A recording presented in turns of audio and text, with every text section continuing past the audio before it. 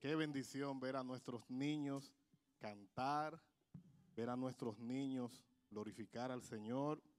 Eso es una gran bendición. Somos una iglesia que ama a los niños. Somos una iglesia que tiene niños. Así que damos gloria a Dios por esa gracia infinita que nos permite. Yo sé que muchos de los textos que hemos visto en el Evangelio de Marcos son textos muy fuertes, pero qué bueno que Dios en su gracia nos da como un refrigerio en medio de su palabra, y es en medio de un tiempo tan difícil, una enseñanza tan cruda. Cristo enseñando acerca del adulterio, termina de esa enseñanza y hablando del matrimonio y bendice a los niños. Y es el texto que vamos a ver hoy. Vamos a ver cómo Jesús enseña a los adultos cuando bendice a los niños. Así que quiero invitarles, hermanos, a que vayan conmigo al Evangelio según Marcos. Evangelio según Marcos, capítulo 10, versículo 13. Evangelio según Marcos, capítulo 10, versículo 13, dice así la palabra de Dios. Traían niños a Jesús para que Él los tocara, pero los discípulos los reprendían. Cuando Jesús vio esto, se indignó y les dijo: dejen que los niños vengan a mí, no se lo impidan, porque de los que son como estos es el reino de Dios. En verdad les digo que el que no recibe el reino de Dios como un niño, no entrará en él. Y tomándolos en los brazos, los bendecía, poniendo las manos sobre ellos. Qué hermoso texto. Oremos, hermano. Padre, gracias por tu hermosa palabra. Gracias, Señor, por estos niños, por nuestros niños que están aprendiendo a temprana edad que tú le amas y que pueden cantar que tú le amas y que pueden declarar que la Biblia lo dice así. Señor, gracias por el esfuerzo de los maestros. Gracias por el esfuerzo del grupo de alabanza en ayudarnos en esta instrucción a nuestros niños.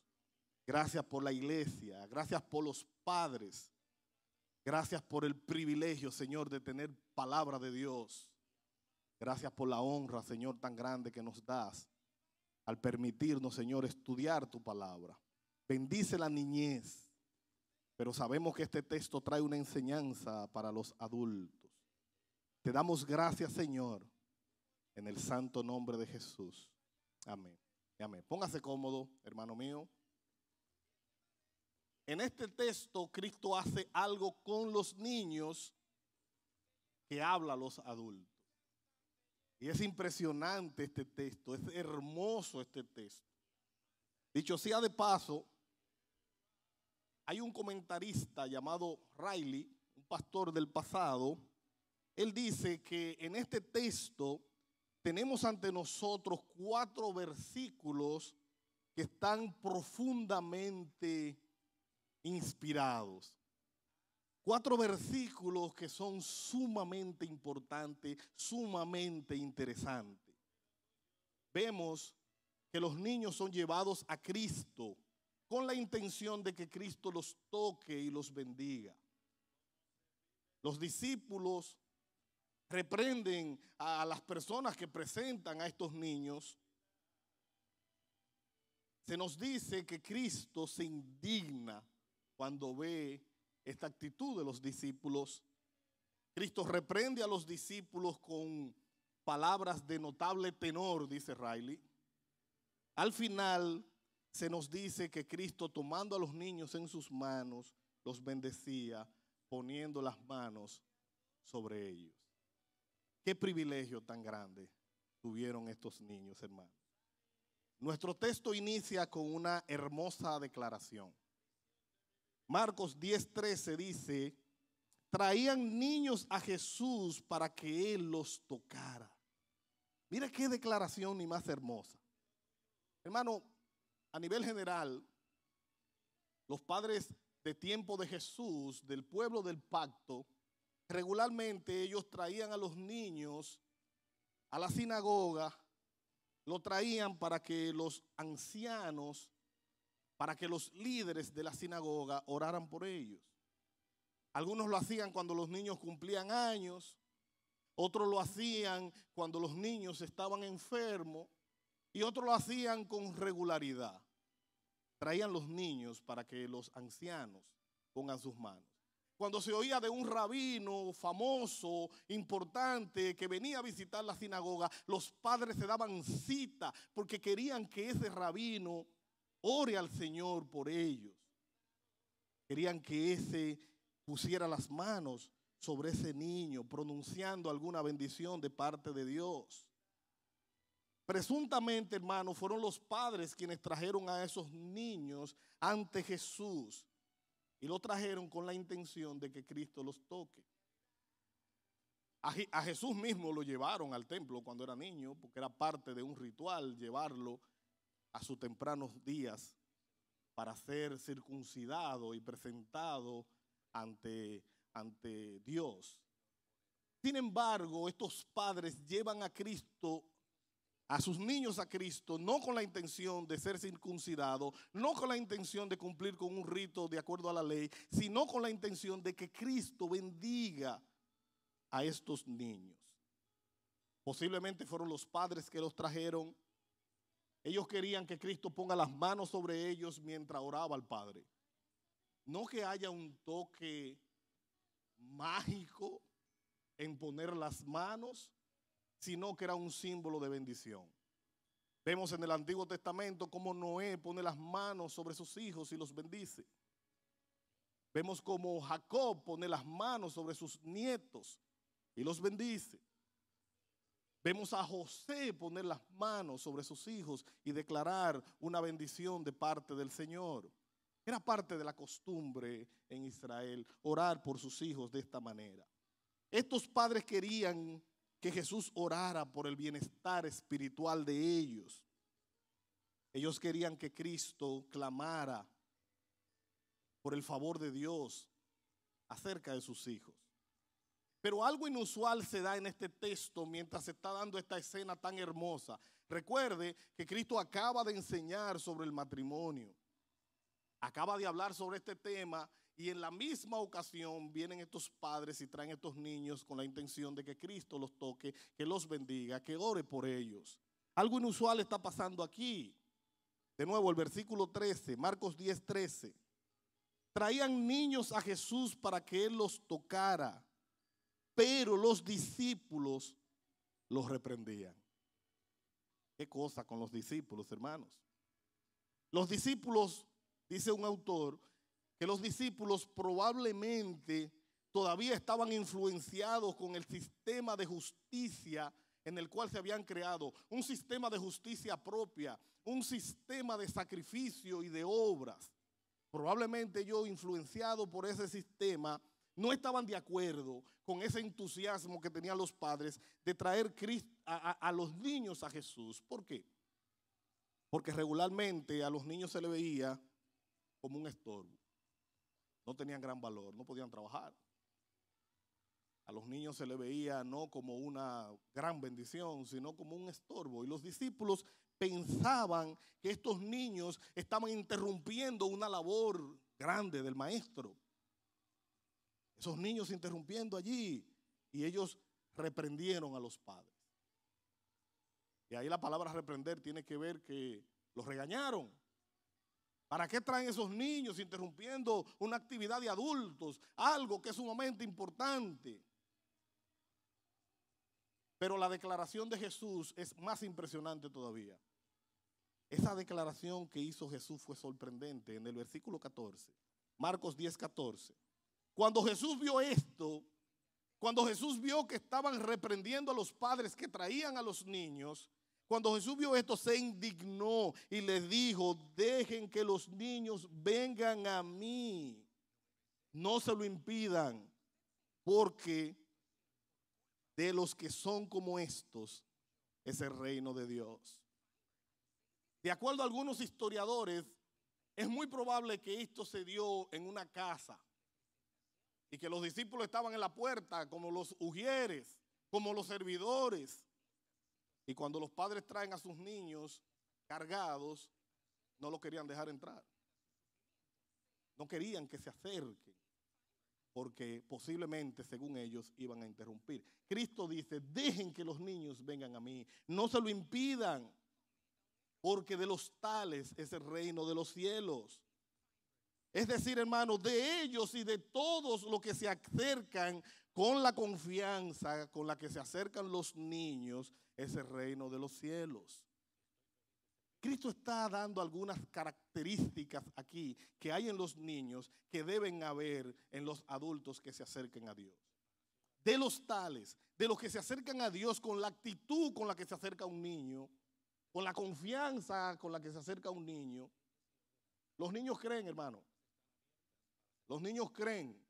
Los niños pequeños, mientras van creciendo, no han desarrollado todavía la duda. Ellos creen. Yo recuerdo que mi hijo Mateo estaba sentado en un carrito de compras en un supermercado y una sobrinita muy delgada y muy pequeña le dijo a Mateo, tírate. Y él se tiró. Porque los niños creen. La muchachita no pudo con él y el pobre Mateo, ya usted sabe lo que pasa. Pero él cree. Él no midió que esa niña no tiene el cuerpo para sostenerlo. Él no midió que era peligroso tirarse. Él simplemente se tiró del carrito porque ella le dijo que se tire y él creía. Al ver este reproche, este excesivo reproche que hacen los discípulos a los padres que traían estos niños con la única intención de que sus niños sean bendecidos, Cristo se indigna. Cristo se molesta. Jesús se molestó con los discípulos porque trataron de esta manera a unos padres que tenían la única intención de que sus niños puedan recibir. Mira, hermano, yo tengo niños pequeños y yo sé lo difícil a veces que es estar en la iglesia y lo incómodo que a veces los padres nos sentimos cuando nuestros niños se ponen un poco inquietos. Pero ¿y dónde más lo vamos a llevar? Hay que traerlo, hermano. Hay que traerlos. Y que el Señor nos ayude. Y gloria a Dios que hay un momento de cántico donde cantamos todos y ahora hay un momento de clase donde los niños están allí recibiendo, aprendiendo. Pero hay que traerlos, hermano. Dejar venir los niños a mí. Cristo se indigna con aquellos que entienden que los niños estaban molestando. Cristo dijo, no, dejen que vengan a mí. ¿Por qué? Porque los que son como ellos, los que tienen actitudes como ellos, son los que van a heredar el reino de Dios. El reino de Dios es de ellos. Cristo reprende a los discípulos, pero Cristo no reprende a los padres de los niños. Mira qué importante. Cristo no está reprendiendo a los padres de los niños. Al contrario, hermano. Acto seguido, Jesús dio una sorprendente y profunda declaración, que es el centro de este mensaje. El centro de esta historia se ve en la declaración que Cristo da a continuación, versículo 15. En verdad les digo que el que no recibe el reino de Dios como un niño, no entrará en él. Hay otra versión que dice, de cierto os digo, que el que no recibe el reino de Dios como un niño, no entrará en él. Hermanos, recibimos el reino de Dios como un niño, o recibir el reino de Dios como un niño, es aceptarlo con la sencilla y auténtica confianza con la que un niño lo hace. Con la sencilla, el niño no pregunta, el niño no indaga, él cree. Y Cristo está diciendo que los que reciben el reino de Dios con esa sencillez, que los que reciben con esa confianza, con esa humildad, sin pretensiones, son los que van a ser destinatarios del reino de Dios. Jesús está hablando acerca de la forma sencilla y de la forma humilde, libres de dudas y con confianza con la que un niño recibe lo que se le ofrece. Cristo está hablando de eso. de esa actitud, la única forma posible de entrar en el reino de Dios es aceptándolo de buena gana, dice un autor, llamado Barclay. Él dice que la única forma posible de entrar al reino de Dios es aceptándolo de buena gana, aceptándolo confiadamente como un niño lo aceptaría. El reino de Dios, hermanos, consiste en el reinado de Dios en nuestros corazones y en nuestras vidas. El reino de Dios consiste en la gracia, la misericordia, el favor de nuestro Dios. El reino de Dios consiste en esas bendiciones que son como resultado de que Dios reine en nuestras vidas. Cuando Cristo dice que el reino de Dios se ha acercado a nosotros, es hablando de ese nuevo pacto, de esa nueva gracia, de esa misericordia de Dios, que entramos en una relación con Él y ahora somos hijos de Él, partícipes de su gracia. Entonces, hermanos, ese reino se recibe cuando nos acercamos como un niño. Entrar en el reino significa entrar a la vida eterna. Entrar en el reino significa ser salvo. Oiga bien, Cristo no dijo que seremos salvos. Cristo dijo que ya somos salvos cuando venimos a Él por medio de la fe. Juan capítulo 17, versículo 3. Esta es la vida eterna, que te conozcan a ti, al único Dios verdadero, y a Jesucristo, a quien has enviado. En eso consiste la vida eterna. Que te conozcan a ti, dice Jesús, a Dios, al único Dios verdadero, y a Jesucristo, a quien has enviado. Hay un autor del pasado llamado William Henderson.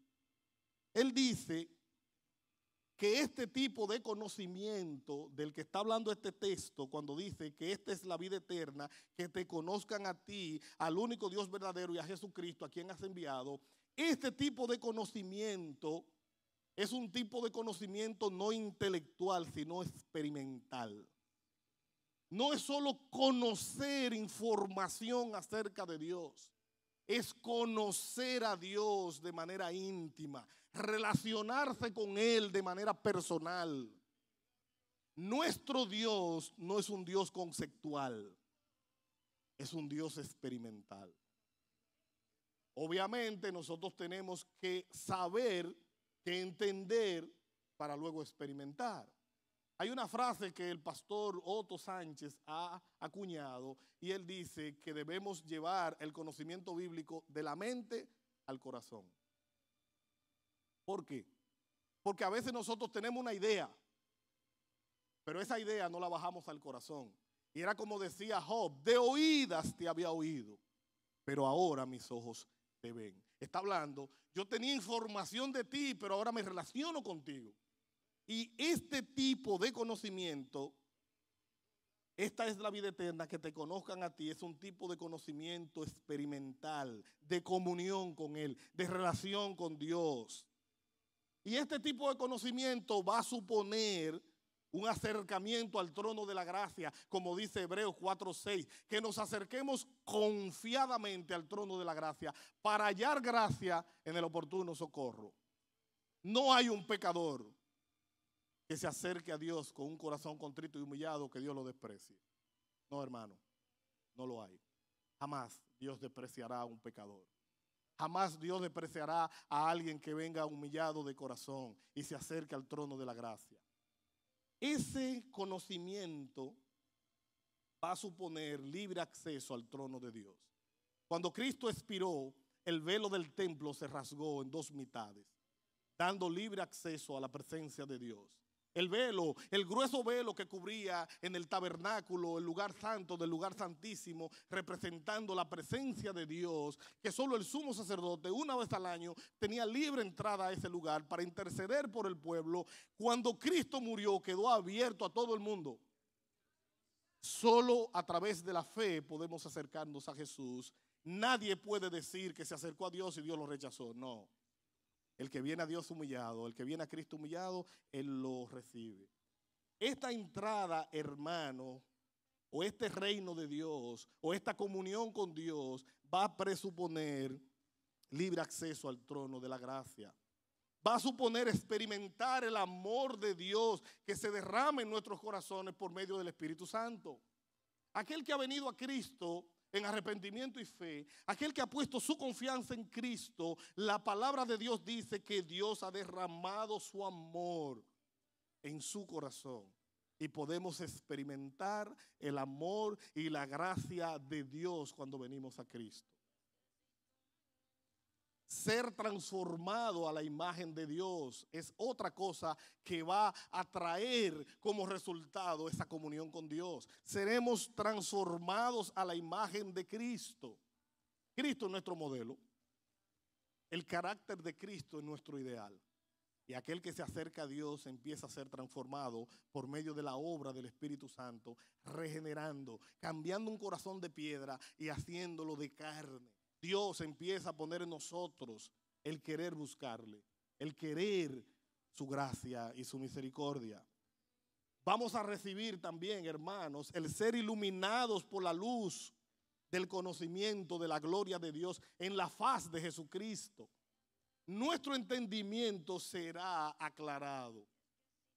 A veces la gente dice que no entiende a los cristianos, que no entiende a los evangélicos, porque tenemos una fe que pareciera ser más allá de lo común, más allá de lo normal. Y sí, es más allá de lo normal, es más allá de lo común, porque Dios cambia nuestros corazones. La palabra de Dios nos enseña que cuando venimos a Cristo somos iluminados, nuestro conocimiento es iluminado. Como dice la palabra de Dios, que nosotros debemos renovar nuestra mente. No os conforméis a este siglo, sino transformaos por medio de la renovación de vuestro entendimiento para que comprobéis cuál es la buena voluntad de Dios, agradable y perfecta. Eso lo vamos a experimentar cuando venimos a Cristo. Aquella persona que experimenta este conocimiento de Dios va a poseer una paz que sobrepasa todo entendimiento. Filipenses 4:7. Una paz que sobrepasa todo entendimiento. Cristo dijo, mi paz os dejo, mi paz os doy. No como el mundo la da. Así que no se turbe vuestro corazón ni tengan miedo. La paz que Dios da en el corazón, hermano, es indescriptible. En medio de aflicción, en medio de dolor, en medio de dificultad, en medio de escasez, en medio de prueba, el cristiano que ha venido a Cristo tiene paz en medio de esa tormenta, en medio de esas dificultades. No es que no se va a preocupar, no es que no le va a doler, es que va a experimentar paz, aún en medio de esas situaciones terribles. ¿Y qué más va a recibir una persona en ese conocimiento con Dios? Gozo inefable. Va a recibir gozo, un gozo glorioso en el corazón. Según Primera de Pedro 1:8, gozo, hermano. Hay una diferencia entre alegría circunstancial y gozo. El gozo, esa sensación de quietud y de bienestar y de alegría profunda al saber que estoy en paz con Dios. Para un cristiano genuino, no hay nada más atemorizante que sentirse reprobado por Dios. Hermano, no hay nada más terrible que uno sentir que su corazón no está en sintonía con Dios. Que uno sentir que no está en armonía con el Señor. Pero no hay gozo más grande, no hay alegría más profunda que sentirse descargado y perdonado por Dios. Hermano, cuando usted va a acostarse en la noche, que usted se presenta ante su Dios y se pone a cuenta con Él, eso le traerá una noche de sueño gloriosa. Pero cuando usted se acuesta y en medio del sueño recuerda que no se ha puesto en paz con Dios, esa será una noche horrible. No hay noche más alegre para el cristiano que antes de dormir reconciliarse con su Dios, que antes de dormir entregarse allí. Hermano, pero volvamos a nuestro texto. Marcos capítulo 10, versículo 15. En verdad les digo que el que no recibe el reino de Dios como un niño, no entrará en él. Hermanos, podemos ver en este texto, como comenta un autor, una analogía de la salvación. En este texto podemos ver una analogía de la salvación. ¿Y qué es una analogía? Una analogía, de acuerdo a la enciclopedia bíblica de Logos, se dice que existe analogía cuando un término es aplicado a un concepto que está directamente relacionado con otra cosa. Por ejemplo, nosotros podemos decir que la creación refleja a Dios. De nuevo, la definición de analogía es cuando un término aplicado a un concepto se relaciona directamente con otro. Yo estoy aplicando la idea de la creación con el Creador, como dice el Salmo 19, verso 1. Los cielos proclaman la gloria de Dios y el firmamento anuncia las obras de sus manos. Entonces, cuando yo relaciono una verdad con otra, aunque no sean idénticas, pero una cosa muestra otra, esa es la idea de una analogía. En este sentido, la salvación de los niños es una analogía adecuada que demuestra que la salvación es totalmente por gracia. ¿Cómo así? ¿Por qué la bendición de los niños muestra que la salvación es por gracia? Hermano, esto representa un golpe mortal para cualquier forma de legalismo, ya que los niños no pueden hacer nada para merecer la salvación. ¿Qué va a hacer un niño para merecer la salvación? Mire, hermano, hay muchos autores que concuerdan, algunos no, pero muchos autores concuerdan, y yo estoy 100% a favor de eso, que si un niño muere en edad de infante, va al cielo. Si un niño muere en el vientre de su madre, o recién nacido, o en una edad bien pequeña, va al cielo. Va directamente a la presencia de Dios. Y esa analogía de la bendición de Dios al salvar a un infante nos enseña algo de que la salvación no es por obra, la salvación es por gracia. La mayoría de los autores ortodoxos están de acuerdo en que si un infante muere, va directamente a la presencia de Dios. Dios elige a quienes se van a salvar. Y como Dios conoce todo lo que va a suceder, si Dios en su infinita misericordia y gracia permite que un niño muera en una edad de infante, ese Dios en su infinita gracia lo va a salvar. Creemos esa verdad.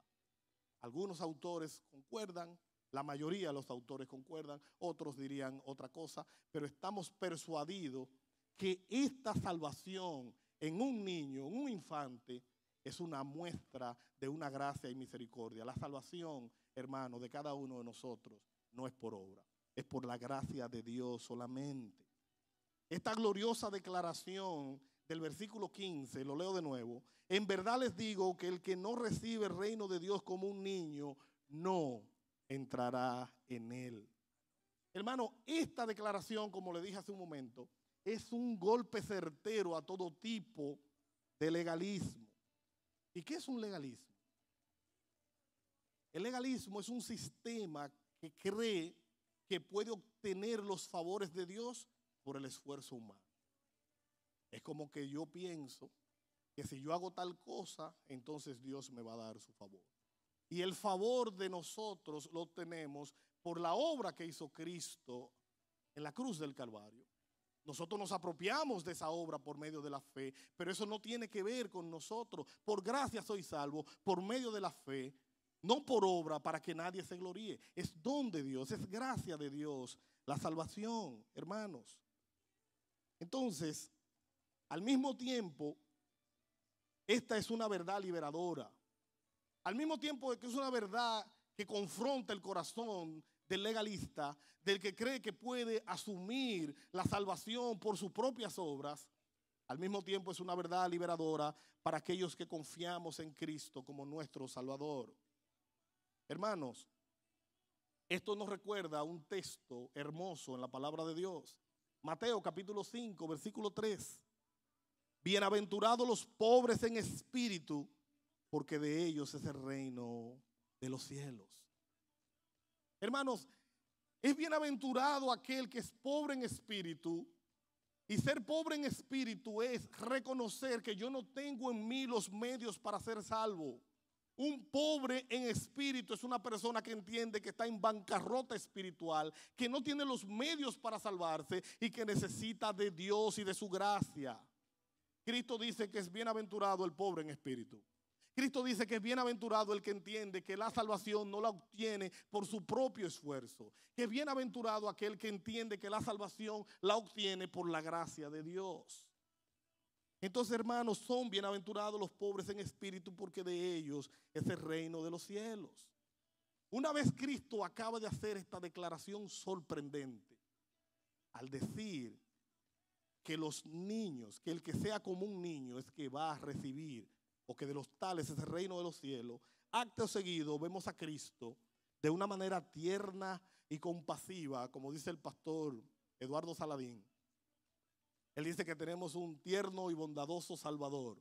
Y nuestro Señor, de una manera extraordinaria, hace algo hermoso en el versículo 16. Marcos 10:16. Y tomándolos en los brazos, los bendecía, poniendo las manos sobre ellos.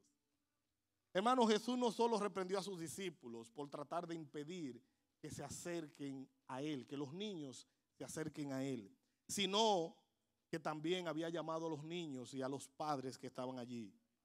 Como dice de nuevo William Henderson, cada padre llevó a su niño pequeño a la misma presencia de Dios.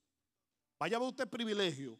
Cada uno de sus padres que estaban allí agarró a su niño pequeño, posiblemente de brazos, y los trajo a la presencia de Cristo.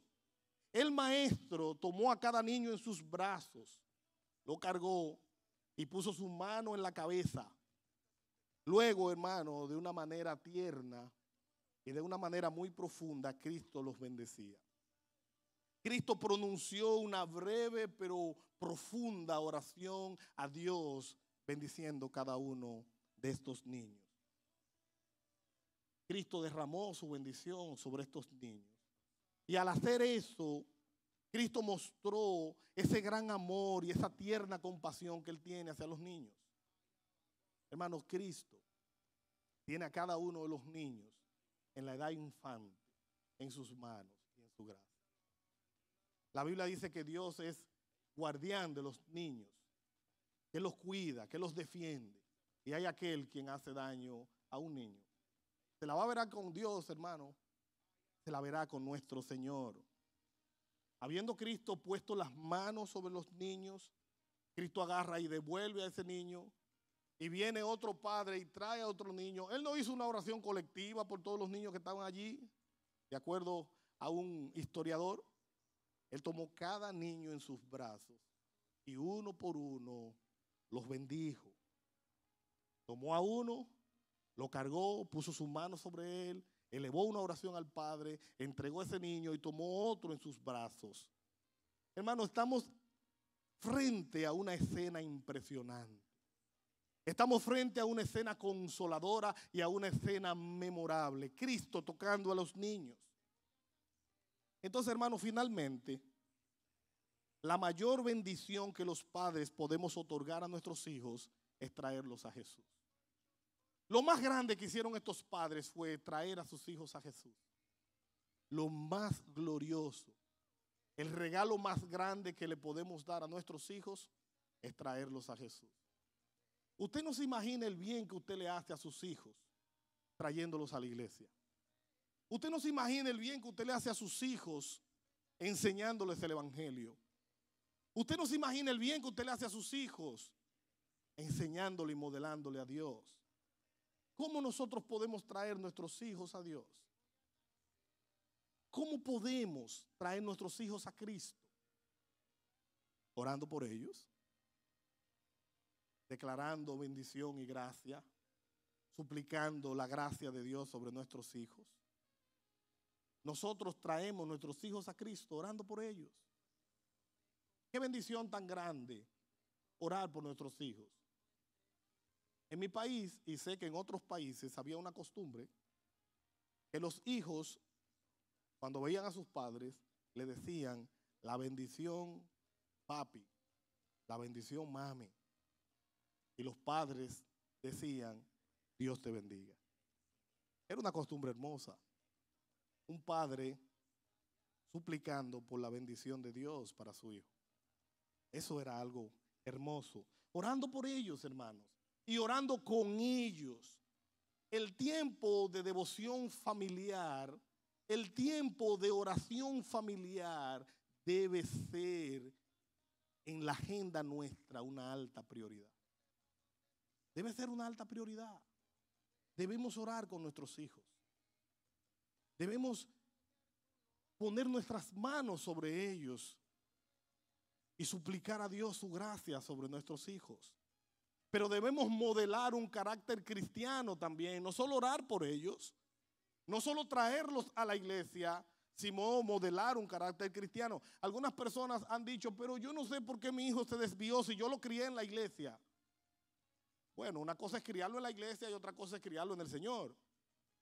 Una cosa es traerlo a la iglesia 2 horas el domingo o 1 hora y media, y las otras horas que está en la escuela o que está en la casa, no recibir ningún tipo de toque espiritual, ningún tipo de enseñanza bíblica. La competencia es muy fuerte, hermano. 1 hora y media el domingo, oyendo las canciones y recibiendo una clase de 40 minutos. Eso no es suficiente. Eso es importante, pero no es suficiente. Nosotros debemos traer nuestros hijos a Jesús, o traemos nuestros hijos a Jesús orando por ellos y modelándole un carácter cristiano. Usted no se imagina el impacto que tiene en la vida de un hijo verlo a usted de vez en cuando de rodillas. Que nuestros hijos nos vean de rodillas de vez en cuando. Eso provoca un impacto en la mente y en los corazones de ellos. Hablaba con un amigo hace unos días atrás y él me decía esa frase. Él me decía, Lizael, tú no te imaginas el impacto que va a tener en tus hijos verte orar, verte de rodillas. Recuerdo un pastor que comentó que un niño pequeño, quizás de 7 años, se apareció un domingo en la iglesia con una maleta, una maletita pequeña. Y el pastor ve al niño con una maletita y el pastor se le acerca y le pregunta, ¿y esa maleta? Y dice, no, me voy a mudar en la iglesia. ¿Cómo que te vas a mudar en la iglesia? Sí, me voy a mudar en la iglesia. ¿Y por qué? Bueno, porque aquí en la iglesia papi y mami se abrazan. En la casa no. Aquí en la iglesia usted es el pastor. Allá en la casa, ¿qué es lo que se cree el pastor? Aquí en la iglesia todos somos hermanos. Allá en la casa no. Usted sabe, hermano, una posible razón por la cual nuestros hijos después que crecen no quieren venir a la iglesia. Posiblemente sea porque en la casa no oyen buena información de la iglesia. ¿Qué le parece a usted si yo digo a mi esposa delante de mis hijos que la iglesia está llena de una pardía de hipócritas? ¿Qué van a ver mis hijos cuando vengan el domingo? Una pardía de hipócritas, porque ellos oyeron en la casa que yo dije que en la iglesia hay hipócritas. La mayoría de los niños que cuando crecen no quieren saber de la iglesia, en gran medida se debe a que en la casa escucharon mala información de la iglesia. Lo que usted dice en el carro, los niños lo oyen. Lo que usted dice en la casa, lo que usted habla, los niños lo oyen. Entonces ese niño se apareció con una maletita porque él quería mudarse en la iglesia, porque en la iglesia era todo diferente. Pero hermano, la iglesia son 2 horas el domingo. Tenemos que llevar la iglesia a la casa. Como decía un autor, cristianos en casa.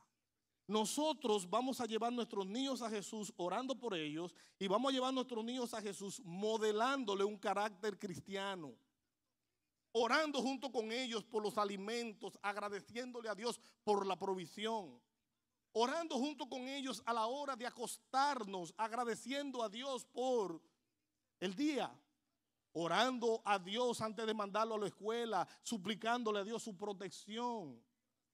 Vivimos vidas muy rápidas. El tema de la instrucción a nuestros hijos es importante y debemos pararnos en el camino. Debemos pararnos en el camino. ¿Y cómo podemos traer a nuestros hijos a Jesús? Evangelizándolos con amor. Evangelizando a nuestros hijos. Máximo decía ahorita que nuestros hijos son pecadores y necesitan de Cristo. Nuestros hijos necesitan de Cristo. Mi hermano, el deber más alto, la prioridad más alta que tenemos como padres, que tenemos como mayordomos de la vida de nuestros hijos, es instruirlos en el Señor. Es guiarlos para que ellos puedan ser salvos. ¿De qué te vale que tu hijo tenga una buena carrera universitaria, que tenga un buen empleo, si no tiene a Dios? ¿De qué le valdría alcanzar el mundo si pierde su alma? Nos preocupamos tanto por cosas terrenales y nos olvidamos de las cosas espirituales. Hay una frase que a mí me causa dificultad. Y es la frase aquella que dice que primero Dios, después la familia y después la iglesia. Y a mí me causa dificultad esa frase. Porque ¿por qué poner una distinción entre la familia y la iglesia? A veces la gente dice, ¿qué es más importante, la familia o el trabajo? Y la gente dice, la familia, ok, pero ¿cómo voy a mantener a mis hijos si no trabajo? Yo no puedo poner una separación entre una cosa y otra. Yo trabajo por causa de mi familia y por amor a mi familia trabajo. Si no trabajo, no puedo proveer para mi familia. Entonces, yo no puedo descuidar mi familia por el trabajo, pero no me puedo olvidar de trabajar porque sustento a mi familia trabajando. ¿Por qué poner una separación entre la iglesia y la familia? ¿Dónde voy a aprender a amar a mis hijos? ¿Dónde voy a aprender a ser un buen cristiano? ¿Dónde mis hijos van a aprender a crecer en el Señor si no es en la iglesia? ¿Por qué poner una separación en un grado de importancia?